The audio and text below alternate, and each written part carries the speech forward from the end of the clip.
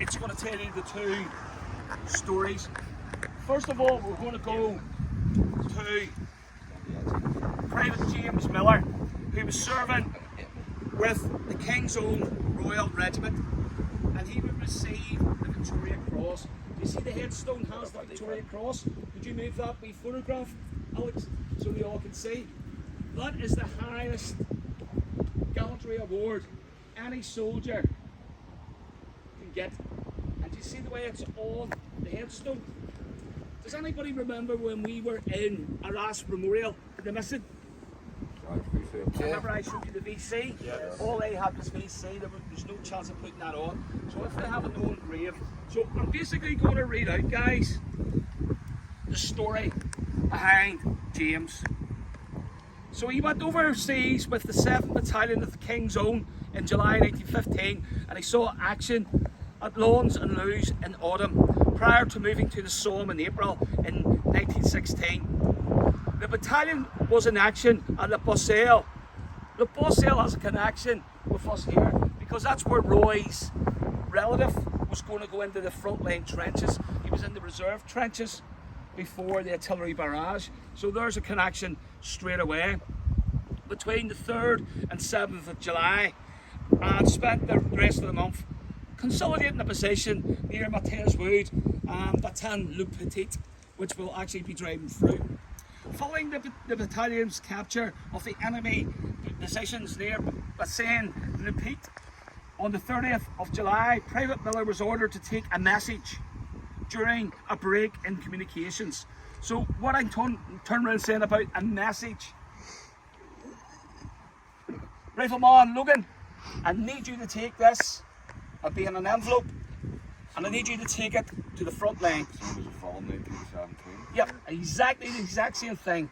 You take that message, and just what you said, that film, 1917, that's what exactly you had to do. It was at times a very, very dangerous job. So his battalion was consolidating the position after its capture by assault. Private Miller was ordered to take an important message under heavy artillery shell and rifle fire, and to bring back a reply at all costs. At all costs. Need you to go out, take that message. I need a reply. This depends on you. That's what they were told. We have to get this message back. The people who's in your battalion headquarters need a reply. They need to get orders, or they need things verified. He was compelled to cross the open, and on leaving the trench was shot almost immediately in the back, the bullet coming through his abdomen. In spite of this, with heroic courage and self-sacrifice, he compressed the gaping room, delivered the message, and staggered back with his answer. He fell dead at the feet of the officer to whom he delivered it. He gave his life with a supreme devotion to duty. And as we said, he is buried in this cemetery. So, can you hold that up? Just walk. Just show them all, everyone see that? Yep. So there he is there. Delivering a message. Was told at all costs. No doubt it was very, very important. And when he comes back, he must have, where he got that almighty strength from is unbelievable.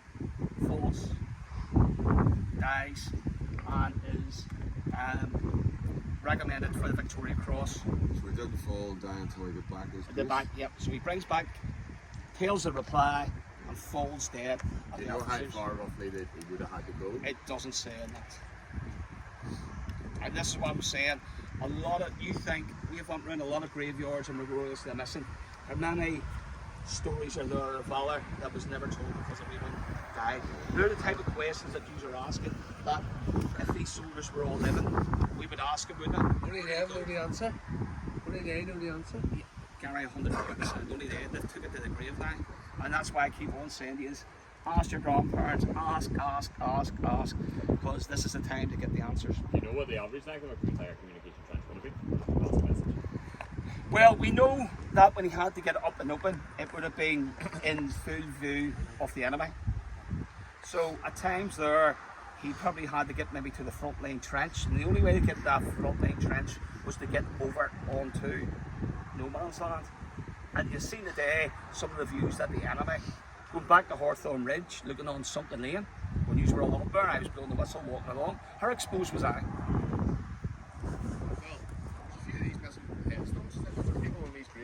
It's just where they're all just buried. It's just whoever the burial people were there to be. They put one here, they put one there. Bear in mind, it wasn't the same people that would be burying all the time. Maybe for a couple of weeks you would have one battalion doing all the, and then others would come in. So I'm going to tell you the story of the oldest. And does everyone see Henry Weber's grave? William, what age is he? 67. Younger than me. Yeah. But, and the reason why I wanted William to do this, because I'm going to ask William a few questions. Me and him was talking, and we're talking about the early days and stuff like that, and the bomb and Nokia and all that. And what I'm turning around saying is, think what he was doing, and at your age, which you're younger than him, how do you think you could cope? That's what I'm going to ask you at the end. Yep. Henry Weber was breaking all the rules when he signed up to serve in his 60s. Henry, who was from Kent in England, had a very particular reason for doing so. As a father, he wanted to fight alongside his three sons, who were already on the battlefields. While his age may seem old to some, Henry was physically fit. He was physically fit. As a sportsman, at the age of 59, Henry achieved 200 cricket runs, rode horses, and was an exceptional good golfer. Initially, he tried to sign up to serve in any capacity whatsoever, but was turned down. Clearly, a highly motivated individual. Instead of giving up, Henry tried another method. He gathered up horsemen, like himself, to form a company, and he offered his services to assist the army as a unit. Sadly, once again, Henry found his efforts rejected, but with a fire in his heart, he persevered lobbying the government until he was given a full commission as a battalion transport officer in July 1915. Under his new role, Henry found himself sent to France, serving with the 7th South Lancashire Battalion. There he helped in the preparation for the Somme offensive, and as a credit to his physical fitness, most of the younger soldiers apparently did not know Henry's true age. In a letter written to a friend, Henry spoke about some of the struggles of his job. While he reassured that he was in good health, he noted that for 4 days in a row he had spent 21 to 24 hours per day either on his feet or on a horse. He also wrote how he received no end's thanks for his help. His letter also hinted at his hopes that he might run into his sons, stating that if he would see the three of them on the battlefield, he would have to salute them. The reason why? They were all higher ranked than what he was. So there's a father hope of bumping into his sons. Sadly, on the night of the 21st of July 1916, before Henry's letter could be received, tragedy struck. A month away from his 68th birthday, 1 month, while Henry was transporting supplies, he went to join in a discussion with a group of officers when a shell dropped nearby. The blast caused Henry to lose consciousness, from which he never recovered, and he's buried in Dartmoor. All three of his sons survived the war. His eldest in particular gained a distinguished career in which he was to become Chief of Staff to the Commander of the Canadian Corps. Henry himself was described as being helpful as well as gallant, energetic by his commanding officer, who stated he had the greatest respect for him. One thing Henry showed is that hard work and determination can be achieved almost any goal the heart is set on, and you aren't too old to follow your passions. His name was mentioned in General Haig's dispatches on the 4th of January 1917, a form of recognition and praise which describes the acts of individuals who played a major role and were nominated worthy of mention.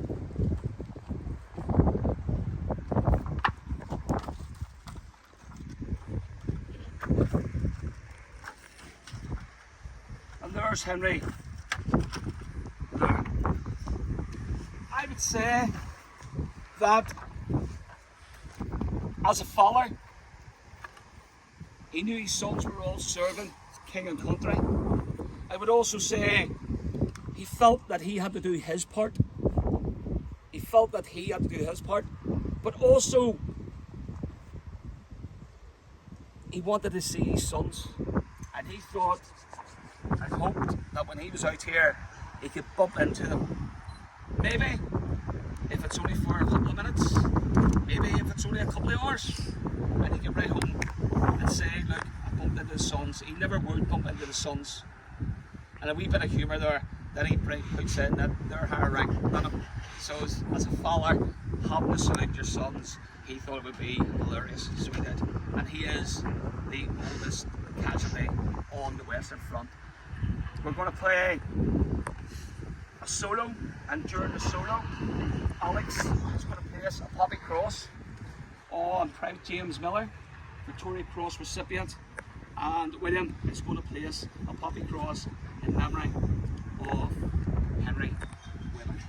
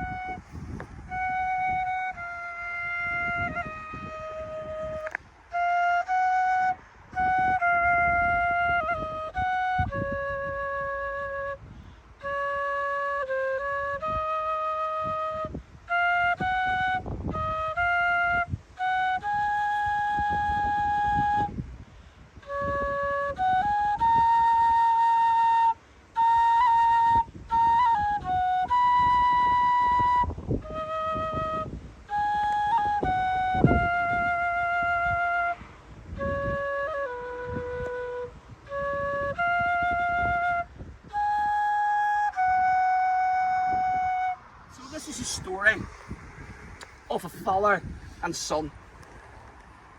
Robert and George Lee. They were from Carlisle in England. Yeah, and they were serving with the Royal Artillery when a German shell came in and blew up their battery. How do we know it's a battery? What's the date? What's the date? What's the date? What's the date?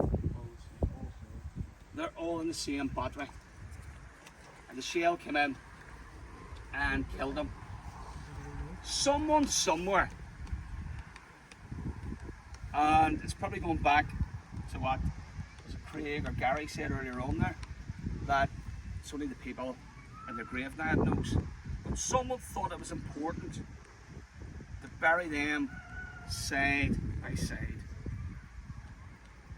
So they were brought back here and buried side by side. Now, I want you to think of this, guys. What would happen if you died? Quite simple. The War Office would give notification to your family. Can anybody tell me how that was done? Telegram, yep. It was the telegram boy. And if you had someone who was serving in the army, he must have been the most hated person that we lot. Because you just, oh my God. You think of many people, even if they just passed the house, that gut-wrenching feeling. So, for a mother to receive a telegram that her husband was dead, or even her son, I just can't. But to be told her son and her husband had died, I've no doubt at all, that George Turin said to his wife, "Don't you worry, I'll look after Robert."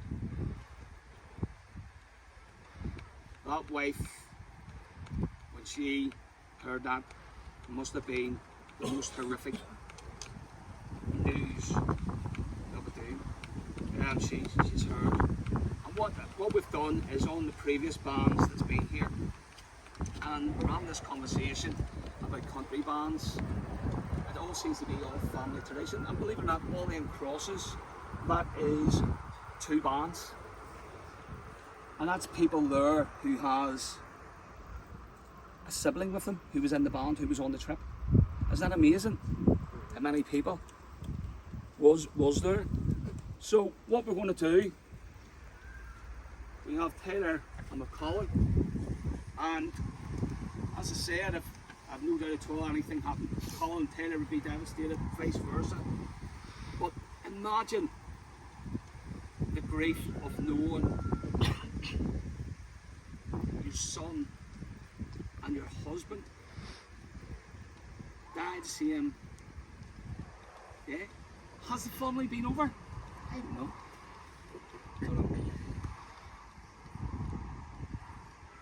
And look at the bottom of the verse. Thy will be done. The same. Yeah?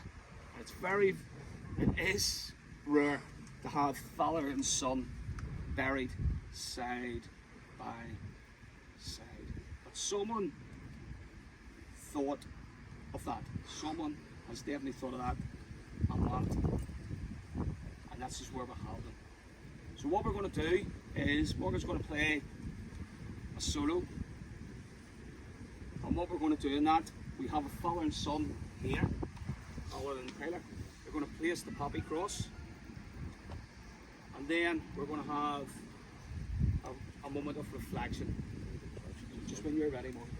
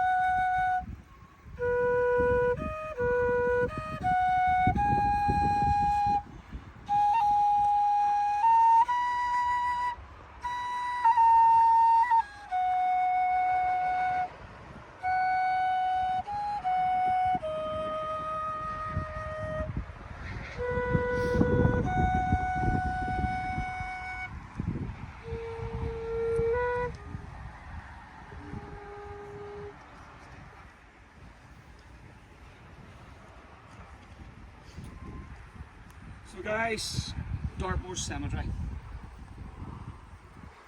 father and son. We heard the story of Private John Sweeney, shot at dawn. We heard the brave, heroic actions of Private James Miller. We heard the story of Lieutenant Henry Webber, the oldest casualty. I keep on saying this, every headstone that you will see, every name that you will see on a memorial to the missing has a personal story behind it. I wish that I could tell you, I keep on saying this everywhere I go, I wish I could tell you them all, there's just so many that you do. So I think this minute reflection, what we do is we think about the people that we laid the poppy crosses down in memory of, but also all the soldiers who are in this cemetery and all the cemeteries that we've been and memorials to the missing that we've been, and we have some more to go and see after this one.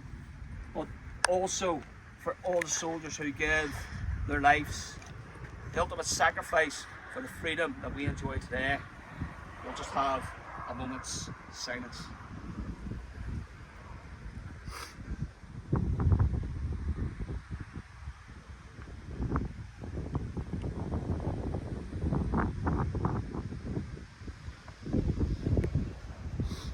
They lie in the soldier's grave.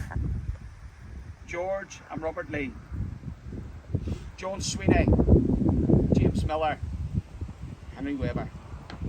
For they shall not go old, that we who are left grow old. Age shall not weary them, nor the years condemn. At the going down of the sun, and in the morning, we will remember them. We will remember them. Okay, guys.